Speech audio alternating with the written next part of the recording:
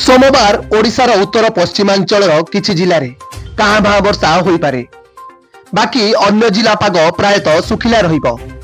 किंतु सुंदरगढ़, झारसुगुड़ा, कलाहांडी और कंधमाल जिले में घन कुहुड़ी लगी रहिबो। सेथिपई येलो वार्निंग जारी करिछि पाणीपाग विभाग।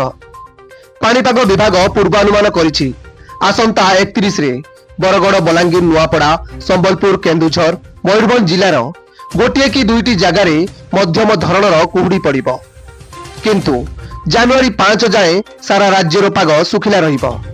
वरिष्ठ पाणीपाग विशेषज्ञ प्रोफेसर डॉक्टर सुरेंद्रनाथ पशुपालक आकलन मुताबक गत 26 रे बंगोपसागर रे सृष्टि होइतिबा घूर्णिबलयर भय ओडिशा को नहीं। जनवरी 3 रे मध्य एक लघुचाप सृष्टि हबो। एही चापर प्रभाव मध्य ओडिशा को पड़िबनी। गत 3 दिन धरी राज्य रे टोपाटिए वर्षा होइनी, खाली जहाँ अल्प मात्रा रे शीत बढ़िछि।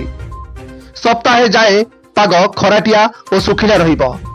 एबे सुंदरगढ़ और झारसुगुड़ा रे सर्वाधिक शीत अनुभूत हेबो। तापरे दक्षिण आभ्यंतरण रे सर्वनिम्न तापमात्रा कमिजिबो। ब्यूरो रिपोर्ट 10 भुजा टीवी।